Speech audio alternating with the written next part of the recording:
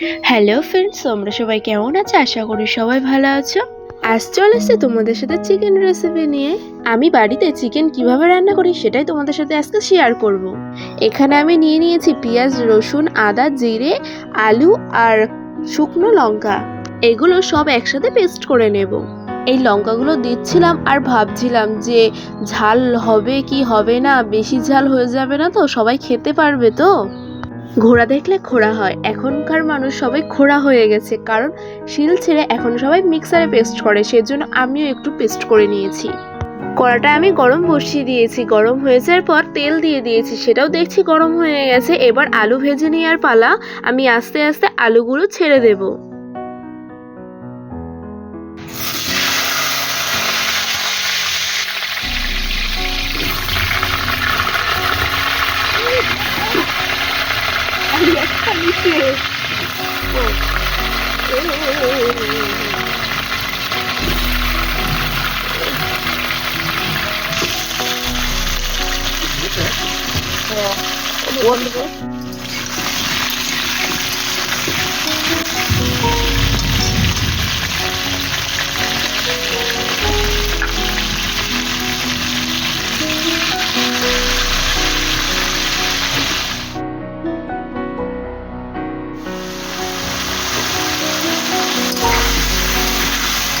লবণ আর হলুদ দিয়ে আমি কিন্তু হালকা আছে আলুগুলো ভেজে নিচ্ছি।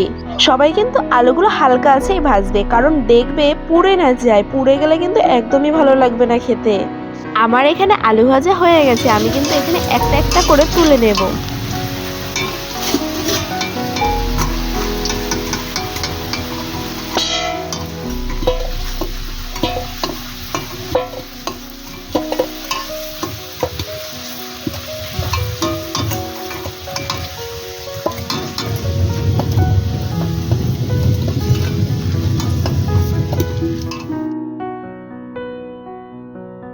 আলুগুলো আস্তে আস্তে তুলে নিয়েছি। তুলে নেওয়ার পর তেলটা দেখো অনেকটাই কমে গেছে, সেই জন্য আমার মনে হলো আর একটু তেল লাগবে, তাই একটু সামান্য পরিমাণ তেল দিয়ে নিলাম। তোমাদের তেল যারা কম খাও এতটা কিন্তু তেল দিও না, আমাদের বাড়ি কিন্তু সবাই তেল বেশি খায়, সেই জন্য একটু তেল বেশি করে দিয়েছি।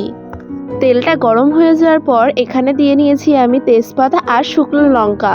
তারপরে এটা হালকা হালকা ভাজা হয়ে যাবে যেই, তখন দিয়ে দেবে কেটে রাখা আগে থেকে পেঁয়াজ কুচিগুলো। খেয়াল রাখবে পেঁয়াজটা যেন বেশি পুড়ে না যায়, বেশি পুড়ে গেলে কিন্তু ভালো লাগবে না, হালকা হালকা ভাজা করবে। আমার এখানে কিন্তু ভাজা হয়ে গেছে। আমি আগে থেকে টমেটো কেটে রেখেছিলাম, সেটাই দিয়ে নিয়েছি। দিয়ে নিয়ে হালকা একটু নাড়াচাড়া করে মশলাটা দিয়ে দেবো।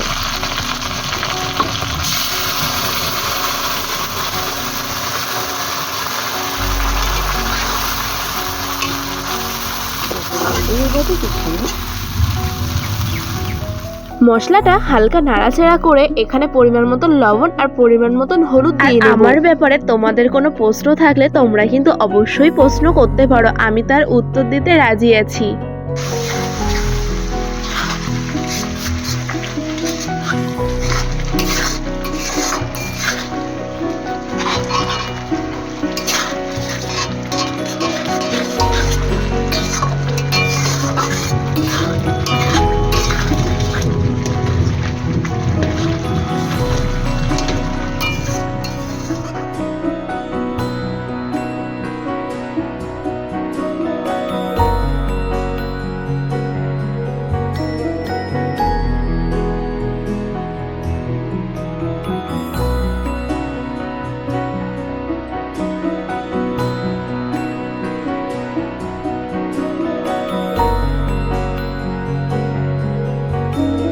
হালকা কিন্তু এখানে কষানো হয়ে গেছে। আমি কিন্তু তখন মিট মশলা দিয়ে দিয়েছি পরিমাণ মতন, তোমরা চাইলে নাও দিতে পারো।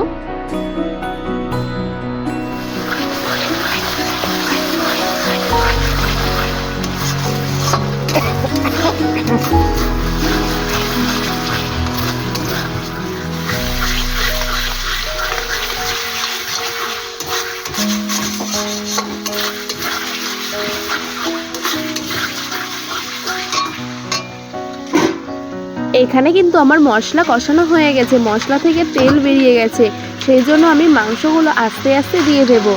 এই মুরগিটা নেওয়া হয়েছিল আমাদের বাড়ির পাশের থেকে, সেই জন্য মাংসের সাথে যে ছালটা থাকে সেটাও কিন্তু আমরা নিয়েছি। আর ঠ্যাং তো আমার খুব প্রিয় জিনিস, ওটা তো আমি ফেলবই না। তোমাদের কেমন লাগে তোমরাও জানিও।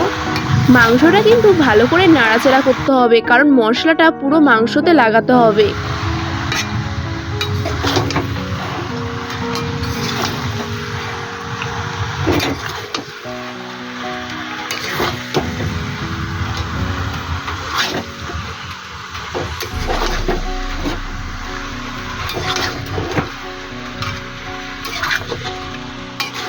রান্না করতে করতে দেখো এই সমস্যাটা হয়ে গেছে। তোমাদের কার কার হয় তোমরাও জানিও।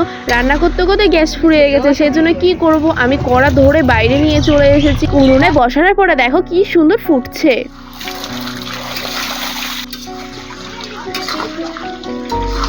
আমার কিন্তু এখানে প্রায় কষানো হয়ে গেছে, সেই জন্য আলুগুলো আমি ওর মধ্যে দিয়ে নিচ্ছি, কারণ আলুগুলোও তো একটু সেদ্ধ হওয়ার ব্যাপার আছে, তাই না।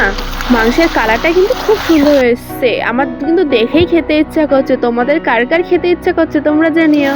ভালো করে নাড়াচাড়া করে নিয়ে দেখলাম কষানো হয়ে গেছে, সেই জন্য পরিমাণ মতন জল আমি দিয়ে দিলাম। তোমরা কষা খেতে চাইলে অল্প পরিমাণ জল দেবে, আমি একটু ঝোল ঝোল রাখবো, কারণ আমাদের বাড়ি অনেক লোকজন।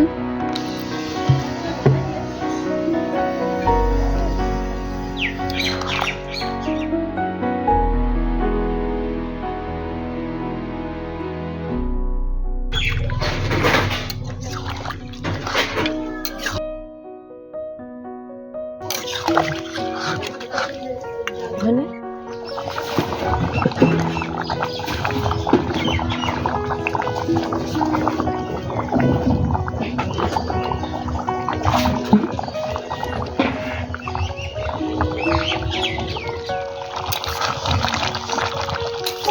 এখানে কিন্তু আমার হয়ে গেছে। আমি প্রথমেই বলেছিলাম একটু ঝোল ঝোল রাখবো। এখানে কিন্তু আমি পরিমাণ মতন গরম মশলা দিয়ে নিলাম, কারণ আমি এক্ষুনি নামিয়ে দেব। তোমরা চাইলে নাও দিতে পারো।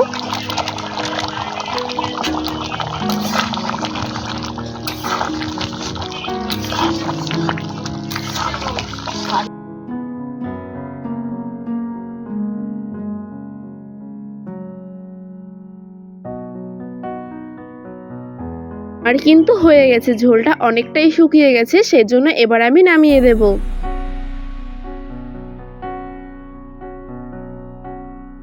নামাতে গিয়ে একটা জিনিস হয়ে গেল, দেখো এক পিস মাংস সাইড দিয়ে পড়ে গেছে।